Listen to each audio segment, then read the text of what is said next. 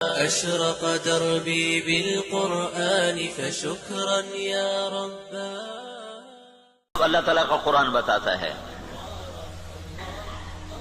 کیا کہتا ہے وَلَنُذِيقَنَّهُمْ مِنَ الْعَذَابِ الْأَدْنَى دُونَ الْعَذَابِ الْأَكْبَرِ لَعَلَّهُمْ يَرْجِعُونَ.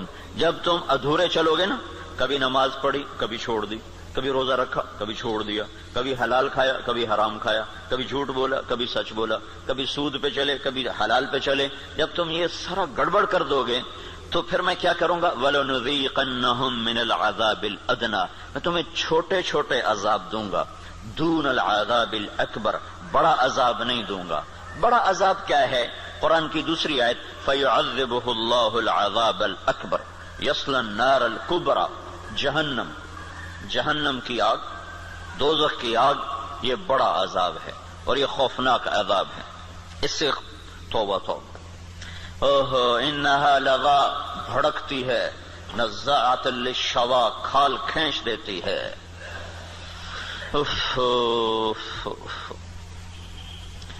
اللہ تعالیٰ کہہ رہا ہے میں چاہوں گا کہ تمہیں دوزخ میں نہ ڈالوں، یہیں صاف کروں. پھر بھی گناہ رہ گئے تو پھر جہنم میں جائے گا، پھر بھی اگر رہ گئے تو جہنم میں جائے گا. جب کوئی آدمی فرض نماز چھوڑ دیتا ہے اور پھر وہ توبہ نہیں کرتا، چھوڑی جاتا ہے تو اس کے نام کا ایک دروازہ جہنم میں کھول دیا جاتا ہے. اسے اس دروازے میں سے گزرنا پڑے گا چاہے ایمان پہ خاتمہ ہو. اللہ تعالیٰ کے نبی جب معراج پر گئے تو ایک جگہ دیکھا لوگ الٹے لٹکے ہوئے نا، تو ان کو نیچے سے آگ جلا رہی، ان کے پاؤں بندھے ہوئے رسے سے اور ان کو نیچے آگ جلا رہی. تو آپ نے پوچھا یہ کون لوگ ہیں؟ کہا جو روزہ نہیں رکھتے تھے. تو روزہ نہ رکھنا یہ تو مسلمان کے لیے، کافر سے تو روزہ مطلوب نہیں. ایک جگہ آپ نے دیکھا ایک آدمی لیٹا ہوا ہے تو ایک فرشتے کا ہاتھ میں پتھر ہے بہت بڑا، اس کے سر کے اوپر مارتا ہے، اس کا سر کیما ہو جاتا ہے، پتھر دور جا گرتا ہے. وہ پتھر اٹھانے جاتا ہے، واپس آنے تک اس کا سر ٹھیک ہو جاتا ہے، وہ پھر اس کے سر پہ پتھر مارتا ہے، وہ پھر قیمہ ہو جاتا ہے. تو آپ نے پوچھا یہ کون ہے؟ کہ یہ وہ جو عشاء کی نماز پڑھے بغیر سو جاتا تھا، جو عشاء پڑھے بغیر. اور لاکھوں کروڑوں مسلمان ایک نماز بھی نہیں پڑھتے، عشاء کی کیا بات ہے، ایک بھی نہیں پڑھتے. تو بڑا عذاب آگے کا ہے، بہت خوفناک ہے، بہت خوفناک. آگے آپ گئے تو آپ نے دیکھا ایک آدمی کا پیٹ ہے جیسے گنبد ہوتا ہے، گنبد کی طرح بڑا پیٹ ہے. اس پیٹ کے اندر سانپ گھسے ہوئے اندر، اور اس کو اندر سے ڈس رہے ہیں. اس کی چیخ و پکار ہے. تو آپ نے کہا یہ کون ہے؟ کہا یہ سود کھانے والے. تو بڑا عذاب آگے ہے، زلزلہ، دشمن کی چڑھائی، دشمن کے ہاتھوں قتل، دریاؤں کا سوکھ جانا، بجلی کا ختم ہو جانا، محبتوں کا اٹھ جانا، برکتوں کا اٹھ جانا، آپس کی لڑائیاں، قتل و غارت، بد امنی، مہنگائی. یہ ہے وَلَنُذِيقَنَّهُمْ مِنَ الْعَذَابِ الْأَدْنَى، چھوٹے چھوٹے عذاب دوں گا، دون العذاب الاکبر، بڑا نہیں دوں گا. لعلہم یرجعون، شاید تم مسجدیں بھر دو اور تم توبہ کر لو اور تم اللہ کے سامنے جھک جاؤ اور تم اللہ کو منا لو اور اللہ کے نبی کے طریقوں پر آ جاؤ. تو ما یفعل اللہ بعذابکم ان شکرتم وآمنتم وکان اللہ شاکرا علیما. اللہ تعالیٰ فرماتا ہے تمہیں سزا دے کے مجھے کیا خوشی ہوتی، تم انسان بنو، جو کہتا ہوں کرو، جس سے روکتا ہوں چھوڑو. تو میں تمہیں عذاب دے کے مجھے کوئی خوشی نہیں ہے، لیکن تم میرے من کے چلو، میرے بن کے. آپ 5000 تنخواہ دے کر اگلے کی کھال اتار دیتے، ذرا سا گڑبڑ کر دے تو اس کی ماں بیٹی نہیں چھوڑتے. اور اللہ تعالیٰ سر سے لے کر پاؤں تک وجود دیتا ہے. ایک سیل ساری دنیا مل کے نہیں بنا سکتی. ایک سیل میں جو جہان کام کر رہا ہے ساری دنیا عاجز ہے اس ایک سیل کا. صرف ایک سیل کا جہان سمجھنے سے دنیا کا انسان عاجز ہے. اور کئی خرب سیلز جمع ہوتے ہیں تب اللہ ایک انسان بناتا ہے. ہر سیل میں ایک کائنات ہے جس کا نظام اللہ تعالیٰ چلاتا ہے. تو اس کے بعد اس کا اتنا حق نہیں ہے کہ میری مان کے چل، میری مان. اطیع اللہ وَأَطِيعُ الرَّسُولَ، اللہ کی مانو اور اللہ کے رسول کی مانو، اپنی مرضی پہ نہ چل. اور پھر اس میں اللہ تعالیٰ ایک ہمارے ساتھ سودا کرتا ہے کہ عبدی انت ترید وانا ارید ولا يكون الا ما ارید فان سلمت لي فيما ارید كفيتك فيما تريد وان لم تسلم لي فيما ارید اتعبتك فيما تريد ولا يكون الا ما ارید. اے میرے بندے ایک تیرا ارادہ ہے، ایک تیرے رب کا ارادہ ہے۔ جو تو چاہتا ہے وہ اللہ کے ارادے کے بغیر نہیں ہو سکتا، جو اللہ چاہتا ہے وہ تمہارے بغیر کر دیتا ہے۔ تو ایک کام کرو، یہ اس چند روزہ زندگی میں جو میں کہوں کرتے جاؤ، کرتے جاؤ، کرتے جاؤ، کرتے جاؤ۔ یہ نہ دیکھو کہ نفع کیا ہے، نقصان کیا ہے، یہ دیکھو کہ اللہ کیا چاہتا ہے اور اللہ کا رسول کیا کہتا ہے، بس تم یہ کرتے جاؤ تو کیا ہوگا؟ کفیتک فیما ترید، جو تم چاہو گے میں کر دوں گا۔ وَإِن لَّمْ تُسَلِّمْ لِي فِيمَا أُرِيدُ، اگر تم نے یہ نہ کیا تو أَتْعَبْتُكَ فِيمَا تُرِيدُ وَلَا يَكُونُ إِلَّا مَا أُرِيدُ، تو پھر میں تمہیں تیری چاہتوں میں تھکا دوں گا، تو جو خوار کر دوں گا، اور ہوگا وہ جو تیرا رب چاہتا ہے۔ تو ادھورے دین پر کیا ہوتا ہے؟ ادھورے دین پر ہاں اللہ تعالیٰ یوں کہتا ہے، ضرب اللہ مثلا قریۃ كانت آمنة مطمئنة يأتيها رزقها رغدا من كل مكان فكفرت بأنعم الله فأذاقها الله لباس الجوع والخوف بما كانوا يصنعون۔ جب تم دین پر چلتے ہو تو اللہ کہتا ہے میں خوف دور کر دیتا ہوں، ولا يبدلنهم من بعد خوفهم امنا، میں خوف دور کرتا ہوں، امن قائم کرتا ہوں، بے برکتی دور کرتا ہوں، برکتیں لے کر آتا ہوں۔ اور جب تم بگڑتے ہو تو پھر میں کیا کرتا ہوں کہ میں ساری برکتیں واپس لیتا ہوں، پھر اور کیا کرتا ہوں؟ پھر میں خوف طاری کرتا ہوں اور بھوک طاری کرتا ہوں۔ فَأَذَاقَهَا اللَّهُ لِبَاسَ الْخَوْفِ وَالْجُوعِ، جب تم میری مانتے ہو تو زمین آسمان تمہاری نوکری کرتے ہیں، اور جب تم پھر ٹکراتے ہو تو پھر کیا ہوتا ہے کہ میں برکتیں واپس لیتا ہوں اور بھوک اور خوف کا لباس پہنا دیتا ہوں۔ دیکھو یہاں لباس کا ہے، لباس ہے، لباس سارے جسم پر ہوتا ہے۔ خوف دل کی کیفیت کا نام ہے اور بھوک پیٹ کی کیفیت کا نام ہے۔ صرف پیٹ میں بھوک ہوتی ہے اور سارا بدن بے قرار ہوتا ہے، صرف دل میں خوف ہوتا ہے اور سارا بدن بے قرار ہوتا ہے۔ اور اگر جسم کے ایک ایک رونگٹے میں بھوک پڑ جائے اور ایک ایک رونگٹے میں بھوک ڈال دی جائے اور ایک ایک رونگٹے میں اللہ تعالیٰ خوف ڈال دے تو پھر اس آدمی کا کیا حال ہوگا، یا اس معاشرے کا کیا حال ہوگا جس کے روئیں میں خوف اور بھوک کو ڈال دیا جائے۔ تو یہ اللہ تعالیٰ چھوٹے عذاب کی نشاندہی کر رہا ہے اپنی کتاب میں، اپنے قرآن میں، کہ جب تم نافرمانیاں کرتے ہو تو ظہر الفساد فی البر والبحر، زمین آسمان میں، بر خشکی اور تری میں، کبھی سمندروں میں موجیں اٹھتی ہیں، کبھی زمین کی برکتیں گم ہو جاتی ہیں، کبھی زمین کپ کپاتی ہے، کبھی پہاڑ لرز جاتے ہیں، کبھی آسمان بے موسم بارشوں پہ اتر آتا ہے، کبھی ہوائیں پاگل ہو جاتی ہیں، کبھی محبتیں مٹ جاتی ہیں۔ یہ کیوں ہوتا ہے؟ جب تم بما کسبت ایدی الناس، یہ تمہارے اپنے ہاتھوں کی کمائی سے ہوتا ہے، تمہارے اللہ کا نہ ارادہ نہیں، تمہارے اپنے ہاتھوں سے ہوا ہے۔ بما کسبت ایدی الناس، یہ تمہارے اپنے ہاتھوں کی وجہ سے ہے۔ لیذیقہم بعد الذی عملوا، اللہ کہہ رہا ہے یہ تمہارے پوری سزا نہیں ہے، چھوٹی سزا، تھوڑی سزا کہ تم اللہ کی طرف رجوع کرو۔ تو بھائیو، مکمل دین ہے تو اللہ کا قانون اور ہے، ادھورا دین ہے اللہ تعالیٰ کا قانون اور ہے۔ زمین آسمان اللہ کے ہیں، قانون بھی اللہ کا چلتا ہے۔ زمین آسمان اللہ کی بادشاہی ہے، حکم بھی میرے اللہ کا چلتا ہے۔ یہاں کوئی پر نہیں مار سکتا، دم نہیں مار سکتا۔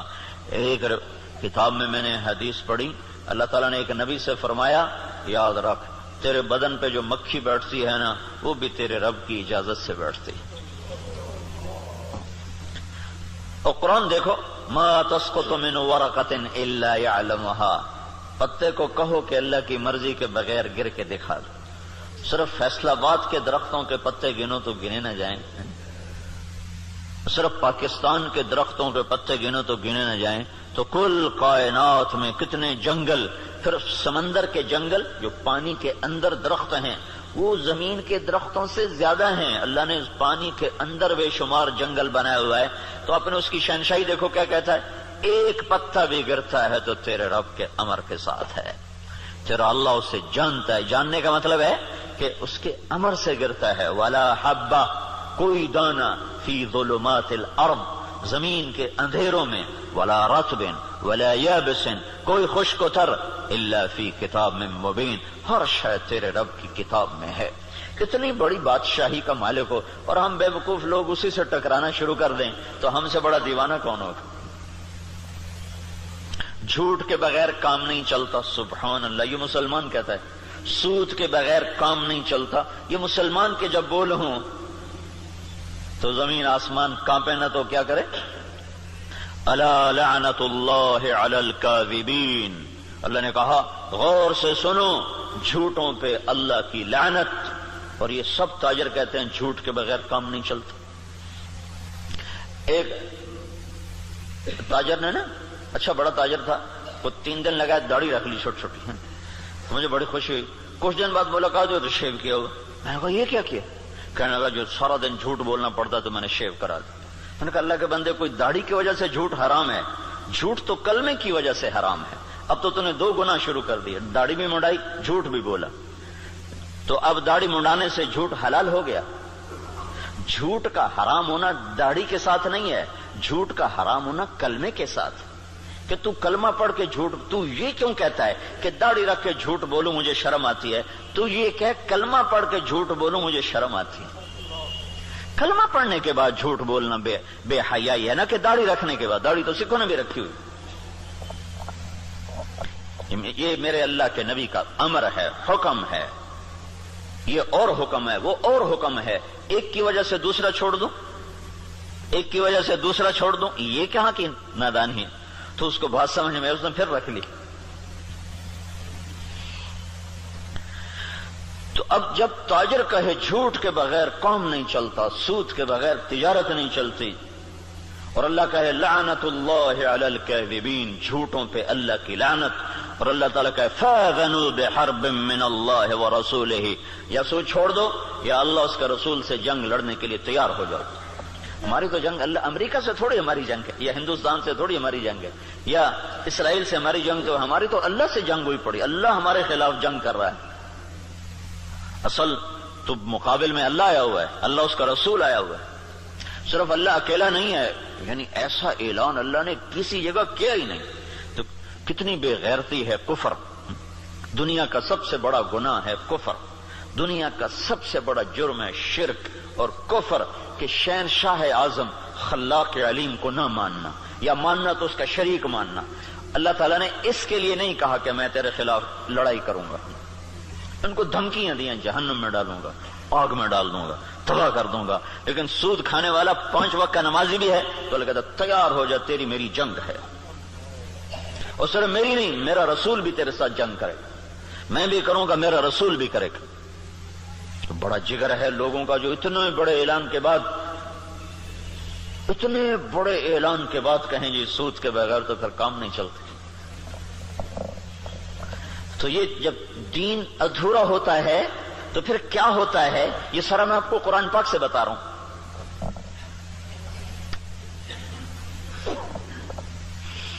ہائے ہائے میرے بھائیو، اگر اللہ کے رسول کی ہمیں پشت پناہی نہ ہوتی تو اللہ کی قسم ہم بندر خنزیر بن چکے ہوتے. دعا دو اس مدینے والے کو جو اتنا رویا ہے.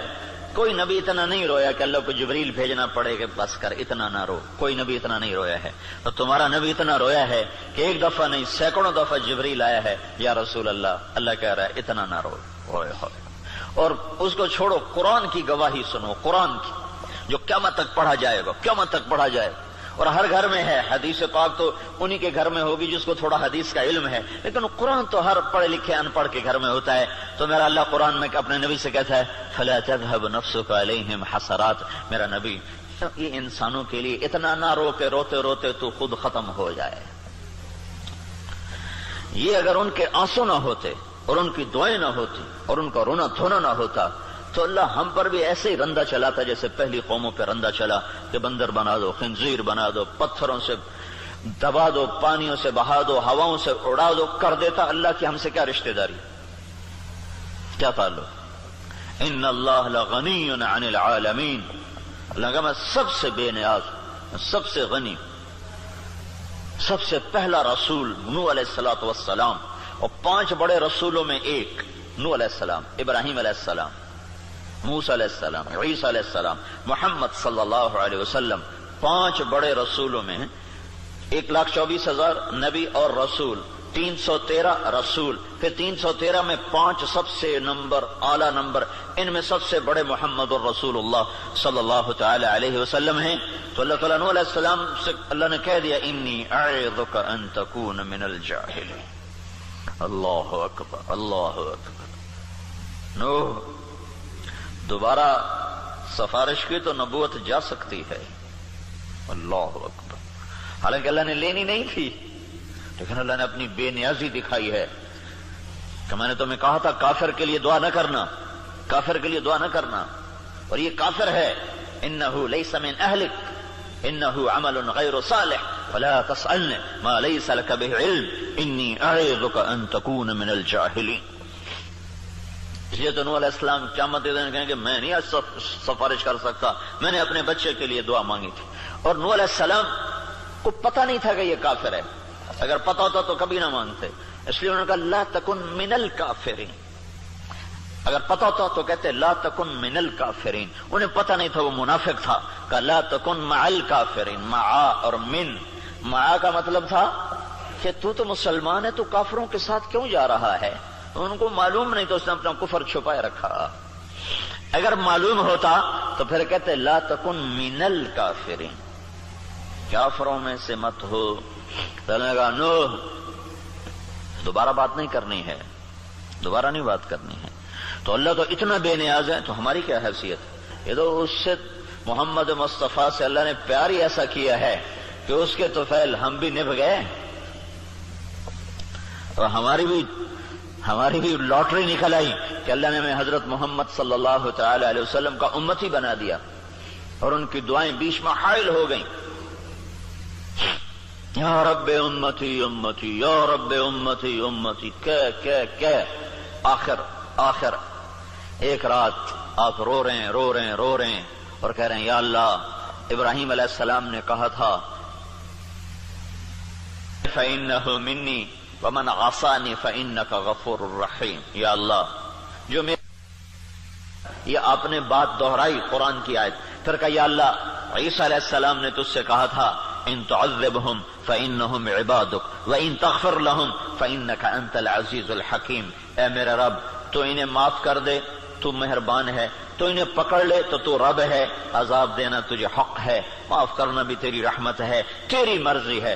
دونوں نبیوں نے کہا تیری مرضی، یا اللہ نہ میں ابراہیم کی کہتا ہوں نہ میں عیسیٰ کی کہتا ہوں، میں تو اپنی کہتا ہوں یا رب امتی امتی یا رب امتی امتی یا رب امتی، یا اللہ میری امت کو معاف کر دے، یا اللہ میری امت کو معاف کر دے، یا اللہ نہیں کرنا پھر بھی کر دے، اور اتنا روئے کہ پھر جبریل کو آنا پڑا، یا رسول اللہ تعالیٰ پوچھ رہے ہیں آپ کیوں رو رہے ہیں، کہا جبریل مجھے میری امت رلا رہی، تو پھر اللہ تعالیٰ نے پیغام بھیجا سنردیک فی امتک، میں تجھے تیری امت کے بارے میں خوش کر دوں۔ یہ دعائیں بیچ میں حائل ہیں، ورنہ اللہ کو کیا پرواہ ہے۔